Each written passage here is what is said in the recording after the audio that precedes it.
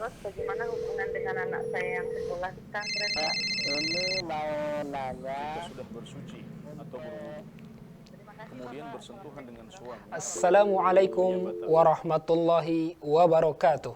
Alhamdulillahirabbil alamin, hamdan katsiran thayyiban mubarakan fih, kama yuhibbu rabbuna wa yardah. Pemirsa Fatwa TV dan pendengar radio di mana saja Anda berada, ahlan wa sahlan wa marhaban bikum. Pertama sekali kita bersyukur kepada Allah Subhanahu wa taala yang senantiasa memberikan kita kenikmatan yang begitu banyak, dan alhamdulillah pada kesempatan ini kembali kita berjumpa di program live interaktif Fikih Ibadah bersama guru kita Ustadz Anas Burhanuddin hafizallahu ta'ala. Salam dan salam semoga tercurahkan kepada Nabi kita yang mulia, Rasul tercinta, Nabi Muhammad sallallahu alaihi wasallam, juga kepada keluarganya, para sahabatnya dan pengikutnya yang setia, yang baik hingga hari kiamat kelak nanti. Allahumma sholli ala Muhammad wa ala ali Muhammad.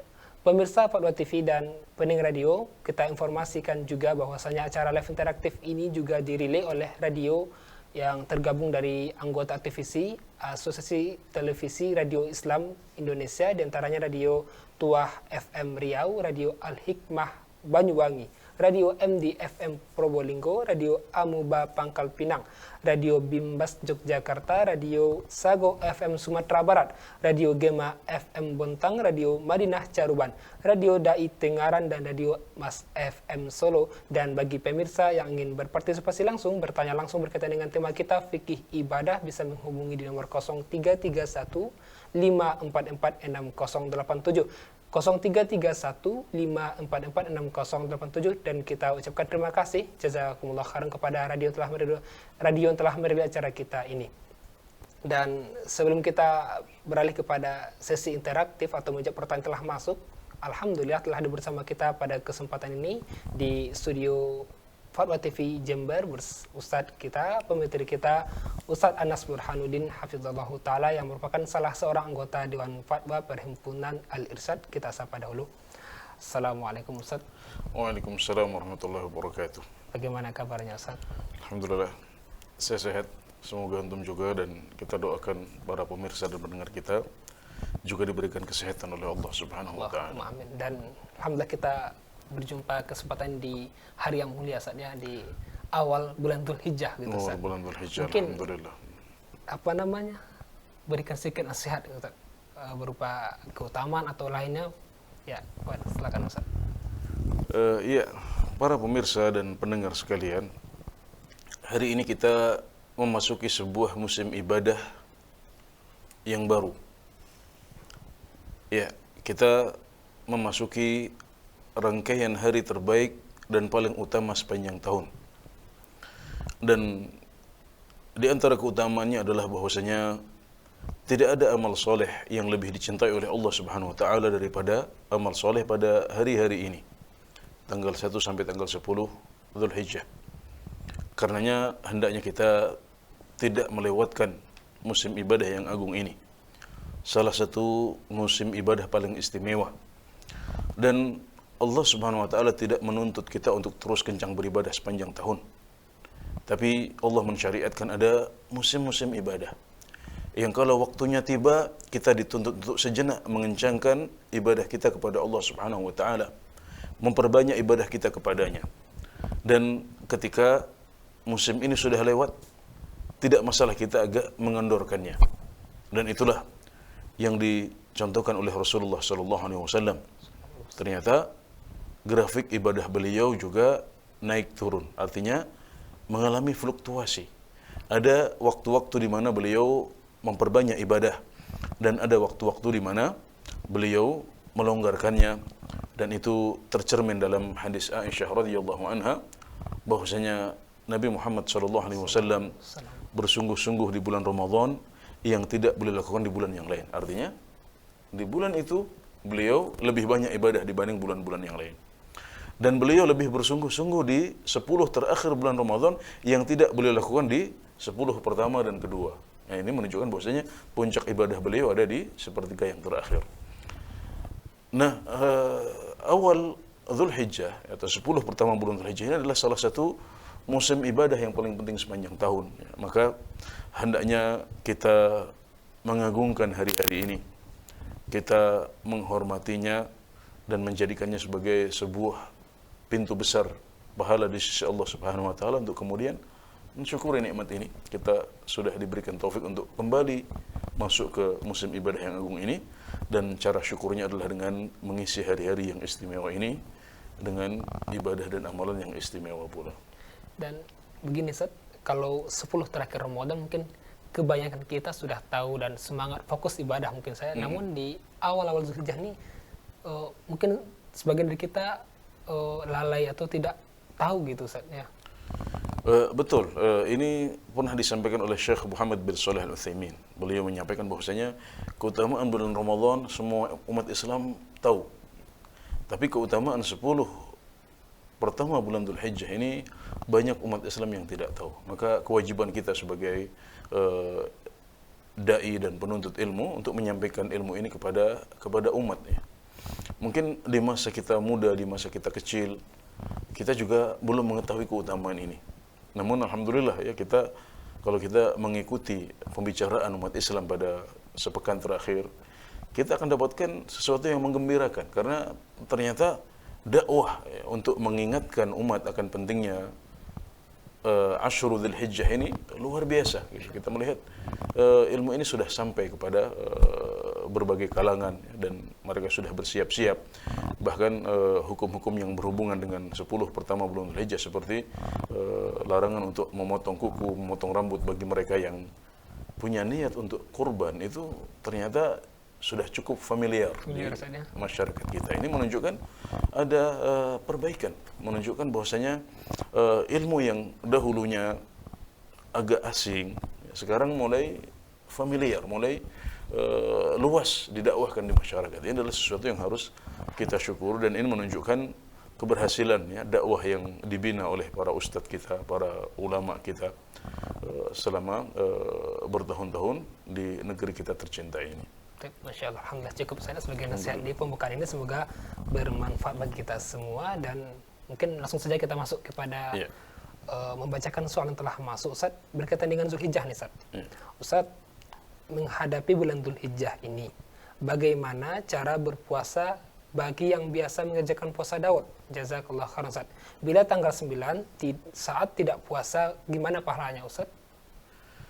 Ya, para ulama menjelaskan bahwasanya kalau kita berpuasa Daud yang merupakan puasa yang paling afdal, sebagaimana dijelaskan oleh Rasulullah SAW, yaitu sehari puasa dan sehari tidak puasa. Kalau kita memilih puasa ini sebagai wirid ya, bulanan kita dalam ibadah kita kepada Allah Subhanahu wa taala, maka para ulama menjelaskan bahwa kalau kita bertemu dengan hari yang disunahkan untuk berpuasa, padahal di hari itu seharusnya kita tidak berpuasa. Atau sebaliknya, kalau kita bertemu dengan hari yang kita dilarang untuk berpuasa, padahal pada hari itu seharusnya kita berpuasa. Maka yang harus dilakukan oleh orang yang berpuasa Daud adalah tetap berpuasa pada hari di mana kita disyariatkan untuk berpuasa, dan meninggalkan puasa pada hari di mana kita dilarang untuk berpuasa. Jadi misalnya di bulan Dzulhijjah ini kita menghadapi 2 hari berturut-turut, di mana hari pertamanya dianjurkan untuk berpuasa, hari keduanya kita dilarang untuk berpuasa, yaitu puasa hari Arafah tanggal 9 Dzulhijjah dan hari Idul Adha itu tanggal 10 Dzulhijjah. Nah, tanggal 9 Dzulhijjah kita dianjurkan untuk berpuasa. Tanggal 10 kita dilarang, haram untuk berpuasa. Nah, sementara kebiasaan puasa Daud, seorang di antara kita berlawanan dengan itu, di mana seharusnya dia berpuasa di tanggal 10 dan tidak berpuasa pada tanggal 9 Dzulhijjah. Nah, di sini hendaknya urutan puasanya tetap berjalan seperti biasa, tapi pas hari itu ya, pas misalnya tanggal 8 dia seharusnya tidak berpuasa misalnya ya. Tanggal 9 tidak berpuasa. Tanggal 9 seharusnya dia puasa. Tanggal 8 dia seharusnya berpuasa. Tanggal 9 tidak berpuasa ya. Tanggal 10 harusnya puasa. Dia harusnya berpuasa, tanggal 11 tidak. Ya, maka berarti tanggal 8 dia tidak berpuasa. Tidak berpuasa, kemudian Puasa Ustaz.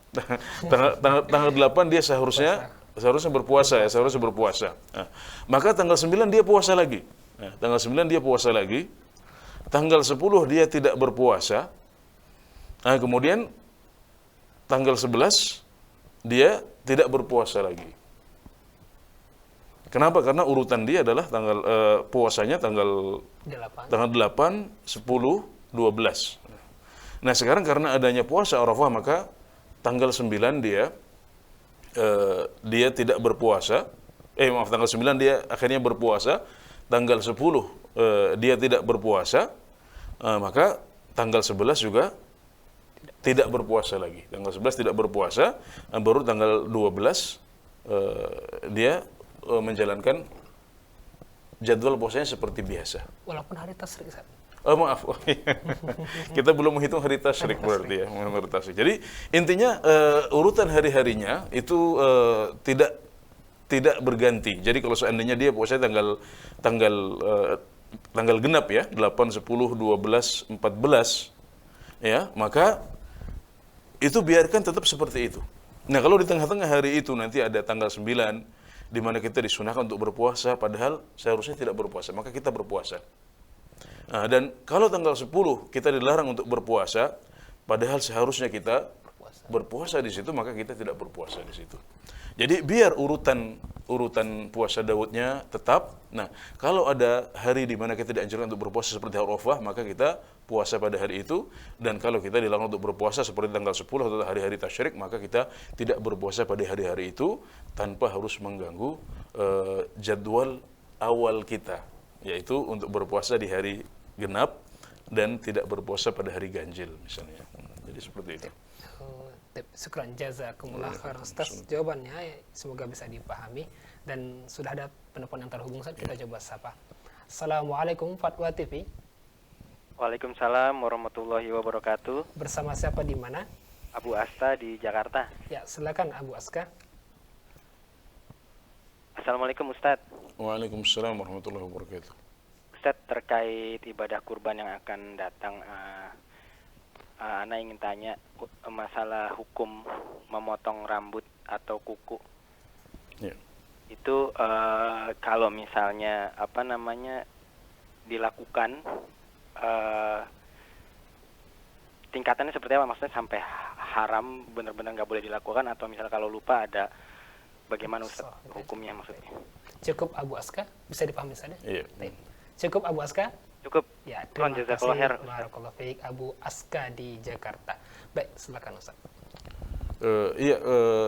Nabi Muhammad SAW bersabda, "Idza dakhala al-'ashru wa arada ahadukum an yudhahi fala ya'khudh min ra'sihi wala min dhufrihi syai'an." Kalau sudah masuk 10 pertama bulan Dzulhijjah dan seorang di antara kalian ingin untuk berkurban, maka hendaknya dia jangan mengambil sesuatu pun dari rambutnya atau kukunya. Ini adalah sabda Rasulullah SAW. Dan pada dasarnya hukum perintah dari Allah Subhanahu wa taala atau dari Rasulullah SAW itu menunjukkan kewajiban, dan larangan dari Allah atau Rasulnya itu menunjukkan keharaman, kecuali kalau ada dalil yang menunjukkan bahwasanya hal tersebut berubah menjadi sunnah, yang wajib menjadi sunnah atau yang haram menjadi makruh. Ini adalah hukum dasarnya. Namun suatu perintah atau larangan ya tentunya juga tidak lepas dari kaidah-kaidah syariah yang lain. Misalnya dimaafkan ketika seseorang lupa, atau juga dibolehkan ketika hal tersebut menjadi sangat merepotkan misalnya.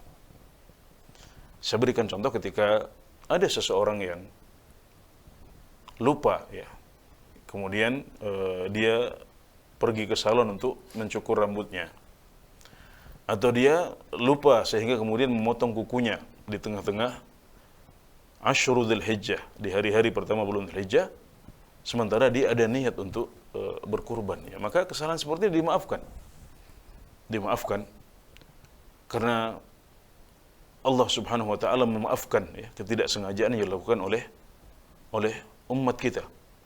Rabbana la tu'akhidna in nasina aw akhtana. Kita berdoa kepada Allah Subhanahu wa taala, ya Allah ya Tuhan kami, jangan Engkau hukum kami jika kami lupa atau melakukan kesalahan tanpa sengaja. Dan Allah Subhanahu wa taala berfirman, qad fa'altu, aku telah lakukan itu, aku telah maafkan umatku kalau seandainya mereka melakukan sebuah kesalahan karena lupa atau karena melakukannya dengan sengaja. Dengan tidak sengaja, maaf saya. Maksud saya dengan tidak sengaja. Jadi itu dimaafkan. Ya, juga misalnya kalau kita melakukannya karena sebuah kebutuhan yang mendesak. Kalau darurat itu pasti, tapi juga kadang-kadang misalnya kerepotan, misalnya karena sebuah kecelakaan ya, yang membuat kita harus mencukur rambut kita misalnya, atau kecelakaan di tangan yang membuat akhirnya kuku kita hampir lepas. Nah tentunya kalau dibiarkan ini agak berat dan merepotkan bagi sebagian orang. Nah, dalam kondisi seperti itu maka kita boleh untuk memotong kuku kita atau memotong rambut kita, ya meskipun dengan sengaja karena ada alasan darurat atau hajat. Jadi tetap hal ini tidak lepas dari kaidah-kaidah umum syariat agama kita. Walhamdulillah. Tapi Ustaz, secara umum hukumnya bukan wajib Ustaz ya. Hukumnya sunnah untuk sahibul kurban untuk tidak motong kuku dan rambut ketika masuk ini Ustaz. Iya, saya tidak ingat ya persis pendapat para ulama apakah mereka menyebutkan wajib atau makruh dalam hal ini ya. Yang jelas hadisnya adalah hadis yang sahih, yaitu larangan untuk mencukur atau memotong kuku kita ya. Seperti itu. Cukup saya jazakumullah khairan Ustaz atas jawaban dan penjelasannya. Semoga yang bertanya Abu Aska di Jakarta bisa memahami. Baik, sudah ada penelpon berikutnya yang terhubung, kita coba sapa Ustaz. Assalamualaikum Fatwa TV. Assalamualaikum warahmatullahi wabarakatuh. Waalaikumsalam warahmatullahi wabarakatuh. Ana dari Abu Ilma dari Bandung mau bertanya mengenai kurban. Bolehkah satu orang berkurban 2 kambing, yang satu di atas nama dirinya dan keluarga, yang satu kambing lagi untuk dirinya, orang yang berkurban, untuk orang tua yang sudah meninggal dan saudara-saudara yang belum bisa berkurban? Itu aja pertanyaan dari Ana. Jazakallahu khairan katsira. Terima kasih Abu Ilma di Bandung. Ya, tafadhol Ustaz. Iya, apa yang ditanyakan oleh Bapak penanya tadi mirip yang dilakukan oleh Rasulullah SAW, di mana suatu ketika beliau berkorban dengan 2 ekor kambing. 2 ekor kambing bertanduk, ya, dan beliau mengatakan ketika menyembelih 2 kambing ini, yang pertama, hadza anni wa an ali Muhammad. Yang pertama ini untuk saya dan untuk keluarga Muhammad sallallahu alaihi wasallam. Kemudian yang kedua, untuk orang-orang yang belum berkorban di antara umat ini. Ini adalah sebuah hadis sahih. Memang satu kurban itu cukup untuk satu keluarga. Ya, satu hewan kurban, satu kambing atau sapi atau satu onta itu cukup untuk satu keluarga. Bahkan 1 ekor kambing cukup untuk satu keluarga. Jadi itu adalah perintah yang ditegaskan oleh Rasulullah SAW. Tapi kalau kita melakukan kurban maka 1 cukup untuk satu keluarga kita. Namun bukan berarti tidak boleh lebih dari 1. Jadi bagus saja kalau seseorang kurban 2, 3, atau bahkan mungkin seekor sapi atau seekor unta untuk keluarganya sendiri.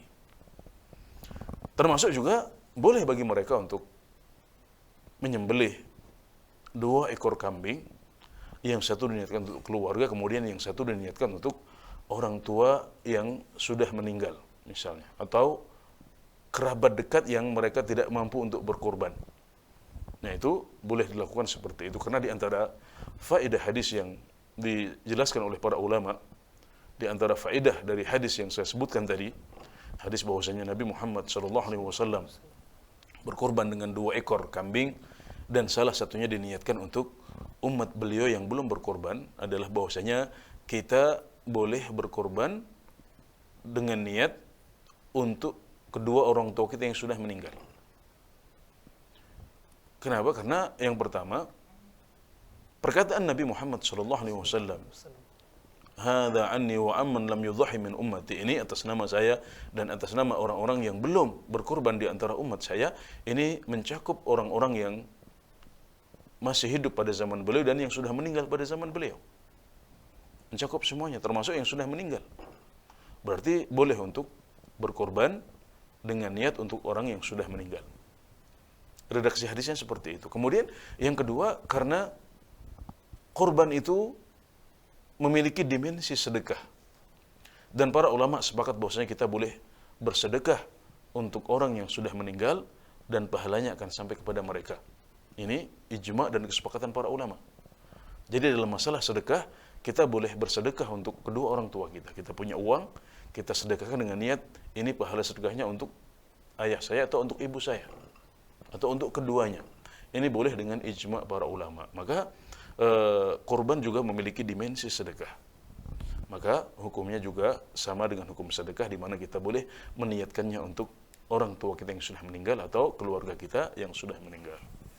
Ya, jadi itu dijelaskan oleh para ulama. Mereka menyimpulkan seperti itu dari hadis tentang kurban Nabi Muhammad SAW dengan 2 ekor kambing. Cukup saja, jazakumullah khairan. Atas jawabannya saya semoga bisa dipahami. Baik, sekarang kita berada di penanya berikutnya bersama Bapak Pras, Ustaz, namanya di Jawa Tengah. Ustaz, lebih dahulukan mana antara berkurban atau membayar hutang yang sebenarnya sudah jatuh tempo, namun pemberi hutang mengizinkan untuk diakhirkan? Ya, kurban itu hukumnya adalah sunnah muakkadah, sunnah tapi ditegaskan. Dan hendaknya orang yang mampu berusaha untuk tidak meninggalkan kurban ini. Karena Nabi Muhammad SAW bersabda, "Man kana lahu sa'ah falam yudhahi fala yaqrabanna musallana." Barang siapa yang punya kelonggaran, barang siapa yang punya kemampuan, tapi dia tidak berkorban, maka jangan sampai dia mendekat ke musalla kami. Musalla di sini artinya adalah tempat sholat Id, lapangan yang biasa dipakai oleh umat Islam pada zaman Nabi Muhammad SAW untuk melakukan sholat Id. Mereka dilarang untuk mendekat. Ya, saking tegasnya perintah Nabi Muhammad SAW untuk berkurban.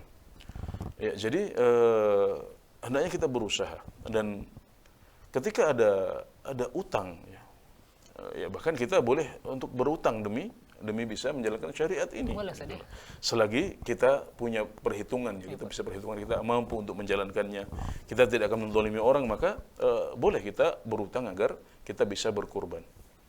Nah, di sini disebutkan bahwasanya utangnya sudah jatuh tempo, tapi sudah dapat izin dari orang yang punya piutang. Berarti beres masalahnya, berarti kalau seperti itu ya. Kalau seperti itu kita harus berterima kasih kepada mereka atas imhal, atas kelonggaran waktu yang diberikan. Tapi ingat bahwasanya itu adalah hak yang harus ditunaikan. Dia sudah berbuat baik, maka kebaikan ini tidak boleh dibalas kecuali dengan kebaikan. Jadi alhamdulillah sudah ada kelonggaran. Ini hak manusia, manusia yang punya hak sudah mengizinkan. Maka dalam hal seperti ini berarti kita boleh mendahulukan kurban dulu. Karena kurban waktunya mepet, terbatas hanya 4 hari saja. Hanya di Idul Adha, kemudian hari Tasyrik tanggal 11, 12, 13 Dzulhijjah, setelah itu habis. Nah, sementara membayar utang waktunya sudah longgar ya. Setelah sesuai dengan kesepakatan, dia bisa ngasih waktu berapa lama lagi. Yang jelas asal itu bisa ditunaikan, asal itu tidak menzalimi orang, maka perintah yang khusus, yang waktunya terbatas harus kita dahulukan. Cukup saja. Jazakallah khairan Ustaz. Atas jawabannya saya semoga bisa dipahami. Dan sudah ada penelpon yang terhubung, Ustaz, kita coba sapa. Assalamualaikum Fatwa TV. Assalamualaikum. Waalaikumsalam warahmatullahi wabarakatuh. Bersama siapa di mana? Sama Ibu Ida, Ustaz, dari Palembang, Ustaz. Iya, silakan Ibu Ida di Palembang. Silakan Ibu, mohon maaf volume televisinya dikecilkan dahulu Ibu. Silakan pertanyaannya. Ya begini Pak Ustadz, ini mau korban, tapi suami saya masih, suami saya baru meninggal Pak Ustadz. Gimana Ibu? Suami meninggal ya?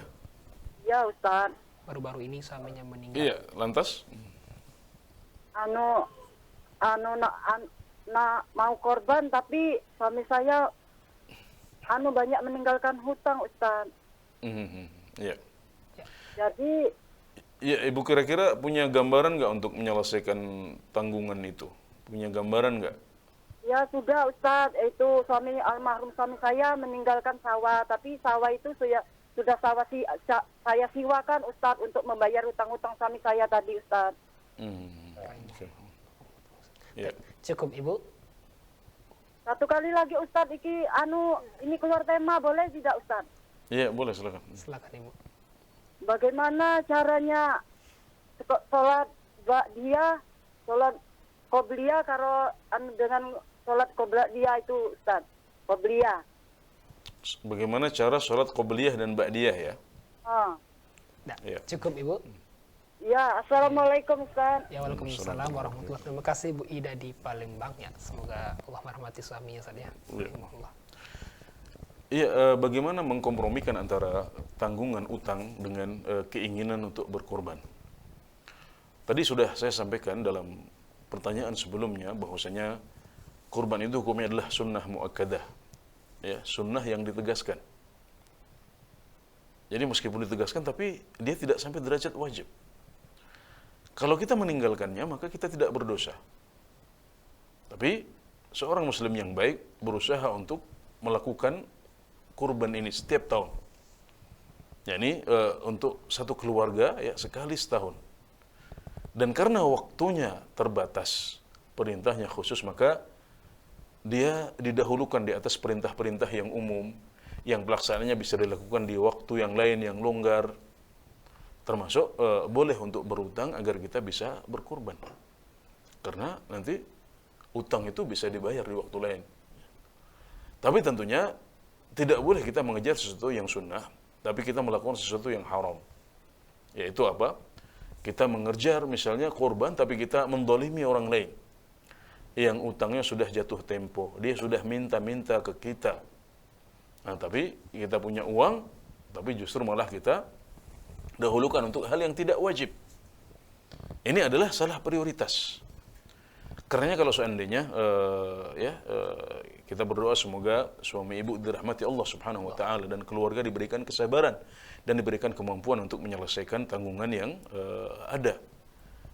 Ya, kalau seandainya ibu kesulitan untuk memanage keuangan keluarga saat ini dan tanggungan itu begitu banyak dan ibu tidak punya celah ya misalnya, atau kesulitan untuk mendapatkan celah untuk bisa berkurban, maka tidak masalah.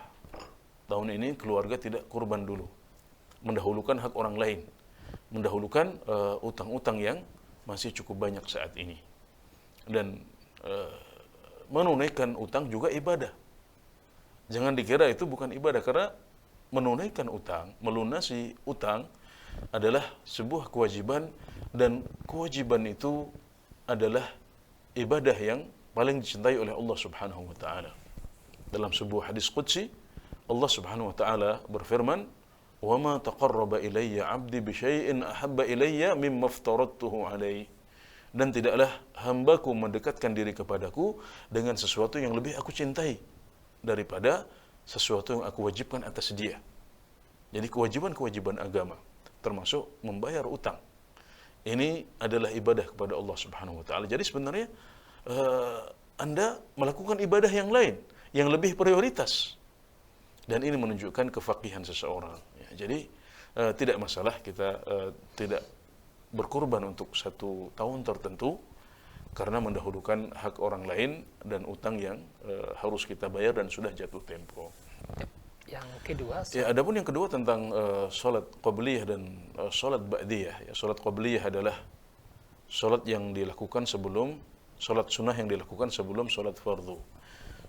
Misalnya qabliyah subuh, ya, qabliyah zuhur, ya, ada qabliyah asar, ada qabliyah maghrib, ada qabliyah isya juga. Dan ada juga sholat sunnah ba'diyah, yaitu sholat sunnah yang dianjurkan setelah sholat fardu. Misalnya sholat ba'diyah zuhur, kemudian ba'diyah maghrib dan ba'diyah isya. Enggak ada ba'diyah subuh Enggak ada saja. atau Asar. ba'diyah asar, karena itu adalah waktu di mana sholat dilarang kecuali kalau ada sebabnya. Jadi sholatnya seperti biasa. Kita misalnya qobliyah subuh ya, kalau jumlahnya 2 rakaat berarti kita lakukan seperti sholat yang 2 rakaat, seperti sholat fardu subuh, sama persis. Hanya saja di qobliyah subuh ini misalnya ada penjelasan bahwasanya dilakukan secara singkat. Nabi Muhammad SAW melakukannya secara singkat, pendek saja. Tidak sepanjang sholat beliau ketika sholat subuh. Sholat subuh justru malah agak panjang. Tapi sholat qobliyah subuhnya dibuat pendek saja. Nah, jadi caranya sama, ya, tapi mungkin di beberapa sholat seperti sholat qobliyah subuh kita dianjurkan untuk kita perpendek. Itu contoh yang diberikan oleh Rasulullah SAW. Kemudian kalau misalnya yang 4 rakaat seperti qobliyah zuhur atau qobliyah asar, ini dilakukan dengan 2-2. Karena pada dasarnya Nabi Muhammad SAW mengatakan sholatun nahari mathna mathna. Sholat siang hari itu 2 rakaat 2 rakaat. Jadi memang dianjurkannya 2 rakaat sebelum zuhur. 4 rakaat sebelum zuhur, 4 rakaat sebelum asar. Tapi caranya dilakukan 2-2. 2 rakaat salam, 2 rakaat salam. Nanti sebelum asar juga seperti itu. Jadi caranya sama dengan sholat biasa, nggak ada bedanya, alhamdulillah. Adapun yang ba'diyah yang perlu diperhatikan adalah kita menghindari waktu larangan. Jadi setelah subuh, kemudian setelah asar adalah waktu larangan, maka yang ada adalah ba'diyah zuhur, ba'diyah maghrib, dan ba'diyah isya. Jadi caranya juga sama. Ya, kalau 2 rakaat kita sholat seperti biasa 2 rakaat. Nah kalau 4 rakaat kita juga melakukannya dengan 2-2. Misalnya ba'diyah zuhur itu juga dianjurkan 2. Nah, maka di situ kita melakukannya 2-2, ya, melakukannya dipisah menjadi 2-2. Ya, yang ba'diyah Jumat seperti itu, ya, yang ba'diyah zuhur 2 saja, maaf ya, ba'diyah zuhur 2 yang muakkad, yang ditegaskan. Yang setelah Jumat itu ada 4 rakaat, ya, dianjurkan 4 rakaat. Caranya adalah dengan 2 salam kemudian 2 salam lagi. Ya. Yang penting Ustaz, sholat sunnah nih 2 rakaat saja, 2 rakaat, 2 rakaat salam gitu Ustaz ya. Baik, jazakumullah khairan Ustaz. Jawaban saya semoga bisa dipahami oleh ibu yang bertanya. Baik, berikutnya kita bacakan, tapi kita ajak dulu pemirsa Ustaz untuk berinteraktif untuk bertanya dengan nomor 0331-544-6087 0331-544-6087 dan mari bertanya dengan tema fikih ibadah di nomor 0331-544-6087. Baik, kita bacakan lagi pertanyaan berikutnya yang telah masuk dari Bapak Mufti di Banten, Ustaz. Ustaz, jika kita ternyata belum diakikohkan oleh orang tua, maka apakah boleh kita memotong kambing atau sapi dan menitipkannya ke panitia kurban untuk dipotong dan didistribusikan seperti hewan kurban lainnya, namun niat kita adalah mengakikohkan diri kita sendiri? Itu yang pertama, Ustaz. Yang kedua, kita bacakan langsung, Ustaz. Iya, boleh. Afdal mana, Ustaz, akikoh dengan 2 ekor kambing atau 1 ekor sapi, dengan alasan umumnya warga lebih menyukai daging sapi. Kita juga telah mendaftar ikut berkurban dengan hewan lainnya. Masya Allah. Iya. Silakan, Ustaz. Iya. Ya, yang pertama tentang akikoh saat kita sudah besar, sementara orang tua kita belum mengakikohkan kita. Ya, disebutkan bahwasanya Rasulullah SAW mengakikohi diri beliau ketika beliau sudah dewasa. Ini adalah hadis yang hasan, ya, setingkat di bawah derajat sahih, tapi dia termasuk hadis yang layak untuk dijadikan landasan hukum.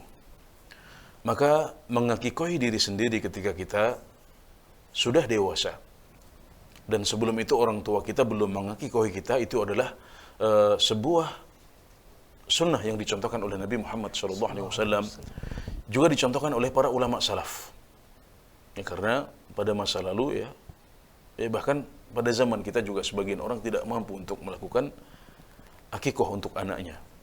Maka kalau mereka kemudian dewasa, mereka mampu, maka dianjurkan bagi mereka untuk menyembelih kambing, 2 kambing untuk anak laki-laki dan 1 kambing untuk anak perempuan sebagai akikoh. Ini adalah sunnah yang dicontohkan oleh Rasulullah SAW. Dan hukum akikoh itu mirip dengan hukum kurban. Dari sisi persyaratan kambingnya seperti apa, penyembelihannya, banyak hukumnya yang dikiaskan kepada hukum kurban. Jadi memang mirip, dan tidak masalah kita minta tolong kepada kawan-kawan atau handai tolan yang mahir dalam penyembelihan, atau minta tolong kepada jagal yang ahli ketika mereka sedang menjalankan ibadah kurban. Kita minta tolong, Pak, tolong ini disembelihkan. Yang penting adalah yang ada niat kita, orang-orang kurban. Bahkan bisa jadi tahun itu kita juga kurban, kemudian sekaligus akikoh, nggak ada masalah. Jadi bisa jadi semuanya sama, prakteknya sama. Yang beda adalah niat di sini. Kambing yang A, B, C, D diniati kurban. Kambing F atau kambing E atau F diniatkan sebagai akikoh, nggak ada masalah. Untuk kemudian dibagi, dan bukan sebuah kewajiban kalau orang harus tahu ini adalah kambing akikoh, ini kambing kurban. Nggak ada persyaratan seperti itu. Jadi tidak masalah orang-orang nggak tahu ini daging apa. Yang penting daging itu halal, boleh mereka konsumsi. Adapun niat, maka ini cukup diniatkan oleh orang yang ingin menyembelihnya. Kalau dia niatkan itu sebagai kurban, dapat pahala kurban. Dan kalau dia niatkan itu sebagai akikoh, maka dia mendapatkan pahala akikoh. Tidak ada masalah. Jadi sah-sah saja. Dan ini adalah kemudahan dalam agama kita. Walhamdulillah. Yang kedua, 2 ekor kambing atau 1 ekor sapi? Kalau perbandingannya 2 ekor kambing atau 1 ekor sapi, tentunya 1 ekor sapi lebih afdol, karena nilainya lebih tinggi, kemudian juga seperti yang disebutkan, warga lebih suka. Warga lebih suka, mungkin tidak suka bau apak kambing, bau apak, dan orang lebih suka sapi. Betul seperti itu. Enggak tahu, Ustaz. Kalau saya pribadi lebih senang kambing, lebih senang kambing, dan tidak masalah, itu selera saja dan tidak berpengaruh kepada hukum. Dan kalau perbandingannya antara 2 ekor kambing dengan 1 ekor sapi, tentunya 1 ekor sapi lebih afdal karena nilainya lebih tinggi. Tapi kalau perbandingannya adalah tadi 2 ekor kambing, bahkan 2 ekor kambing dengan 1 ekor sapi pun masih lebih besar dan lebih utama 1 ekor sapi, karena Nabi Muhammad SAW membolehkan orang untuk berkongsi, berserikat 7 orang menyembelih seekor sapi atau seekor unta. Jadi bandingan yang mendekati atau yang imbang adalah 1 ekor kambing dengan 1/7 sapi. Masya Allah. Nah, kalau 2 ekor kambing dengan 1 ekor sapi, 2 ekor kambing itu bandingannya seharusnya adalah 2/7. 2/7 sapi. Nah, jadi itu yang imbang gitu. Tapi kalau perbandingan adalah 2 ekor kambing dengan 1 ekor sapi utuh, yaitu 7/7, maka ini jauh, secara matematis bisa kita jelaskan seperti itu. Jadi tentunya sapi lebih afdal. Tapi ada sebuah pembahasan yang barangkali dekat, mendekati ini adalah mana yang lebih afdal antara 1 ekor kambing dengan 1/7 ekor sapi atau 1/7 ekor unta. Ini yang disebutkan oleh para ulama, dan mereka menyebutkan bahwasanya 1/7 kambing lebih afdal daripada 1 ekor kambing lebih afdal daripada 1/7 sapi atau 1/7 unta. Kenapa? Karena keduanya dianggap sama oleh Nabi dari sisi nilai, dianggap sama oleh Nabi Muhammad SAW. Tapi penyembelihan seekor kambing itu mendapatkan keutamaan penyembelihan yang utuh. Jadi kurban yang utuh untuk 1 ekor kambing. Sementara kalau 7 orang berserikat untuk menyembelih 1 ekor sapi, maka pahala penyembelihannya tidak utuh, tidak utuh. Makanya para ulama menyebutkan bahwasanya bahwasanya 1 ekor kambing lebih afdal dan lebih utama daripada 1/7 sapi atau 1/7 kambing. Jadi urutannya adalah yang terbaik yang pertama 1 ekor unta, kemudian yang kedua 1 ekor sapi, yang ketiga 1 ekor kambing, kemudian yang keempat baru 1/7 sapi atau 1/7 unta dulu, baru kemudian 1/7 sapi.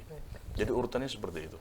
Tapi bagaimana Ustaz, Nabi SAW sendiri beliau berkurban dengan 1 ekor kambing, 2 ekor kambing Ustaz ya? Iya.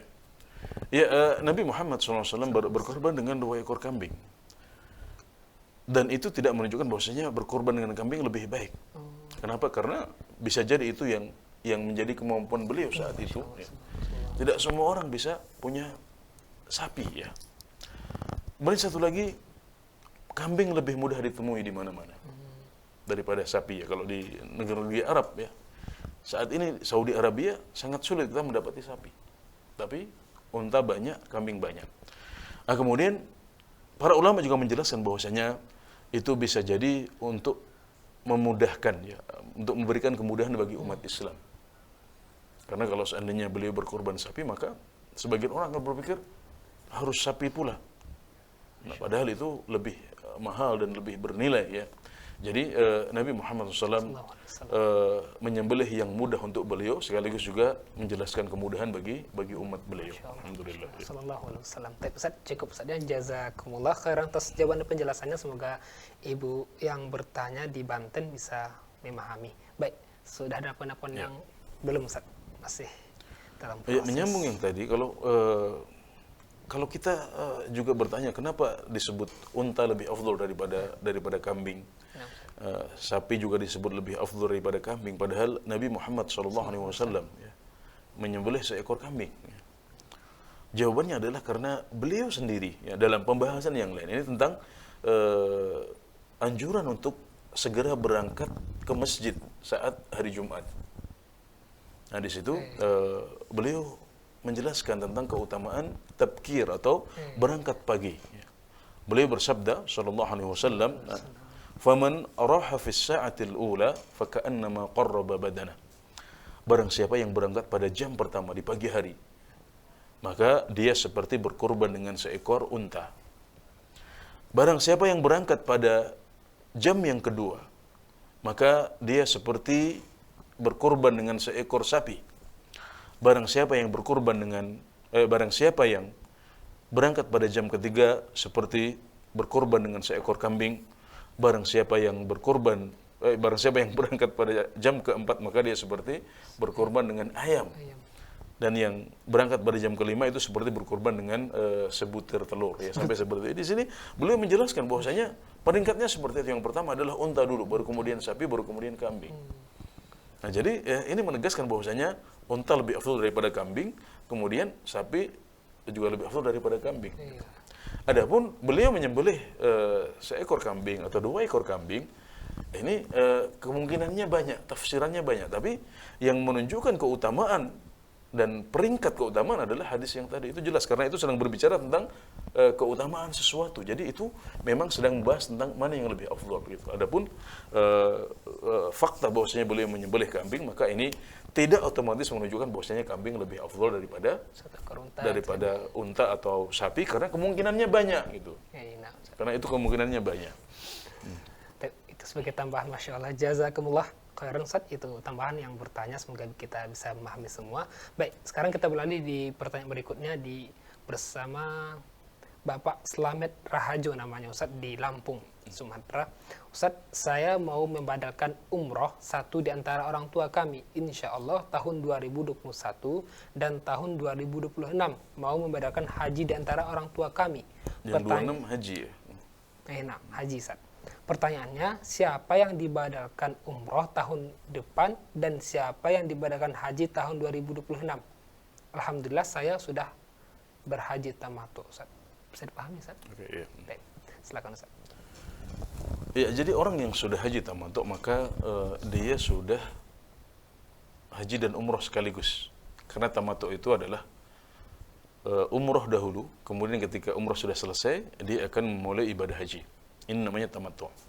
Jadi umroh sendiri, haji sendiri. Tapi dalam satu paket ya, kita berangkat haji itu biasanya kita sudah melakukan umroh dan haji sekaligus.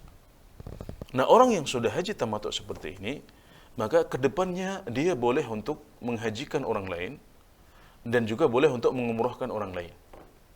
Dan apa yang beliau sampaikan di sini, niat untuk mengumrohkan atau menghajikan kedua orang tua yang barangkali belum umroh, barangkali belum haji ketika sudah meninggal. Ini adalah sebuah niat yang menunjukkan birrul walidain yang ingin digapai oleh penanya. Semoga Allah memberikan taufik kepadanya. Ini adalah sebuah birrul walidain dan menjelaskan bahwasanya pintu berbakti kepada orang tua tidak putus dengan kematian mereka. Kita masih bisa menjalankan berbagai ibadah, termasuk mengumrohkan mereka atau menghajikan mereka. Nah, sekarang pertanyaannya, mana yang harus didahulukan? Ya. Ayah atau ibu?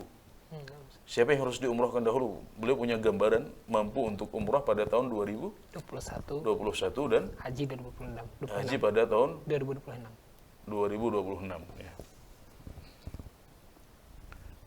Iya. Jadi kalau pertanyaannya seperti itu, ya, maka tentunya orang yang paling berhak untuk mendapatkan bakti kita adalah ibu kita sebelum ayahanda kita.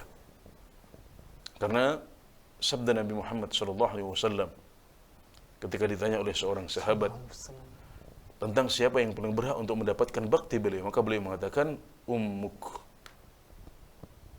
Kemudian beliau menjawab sampai 3 kali, ibumu dulu. Ibumu dulu, baru kemudian ketika kali yang keempat, baru setelah itu bapakmu. Jadi kalau keduanya belum pernah haji atau umroh ya, maka yang lebih berhak untuk mendapatkan haji badal ini, umroh badal ini adalah ibu dahulu, baru kemudian ayah.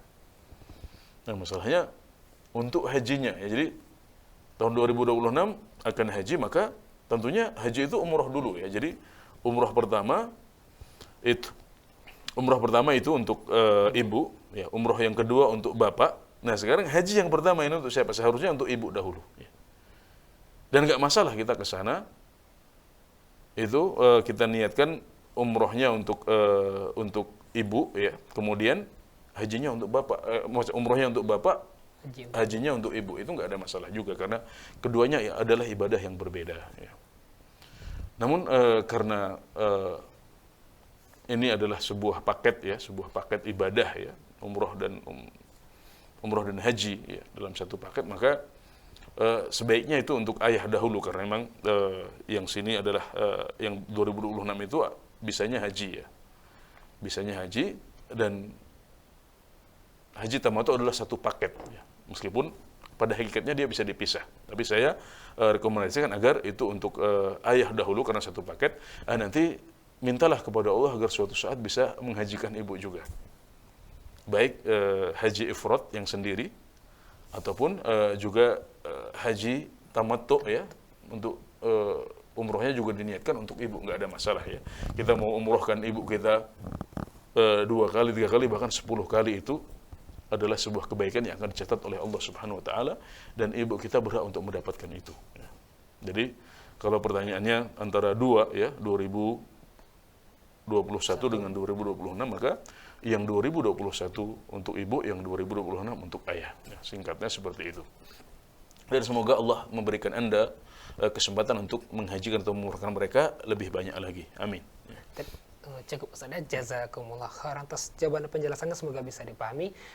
Pemirsa Fatwa TV dan pendengar radio, kembali kita mengajak bagi pemirsa yang ingin bertanya langsung, berpartisipasi bisa menghubungi nomor 0331 544 6087 0331 544 6087 dengan kode Jember ya.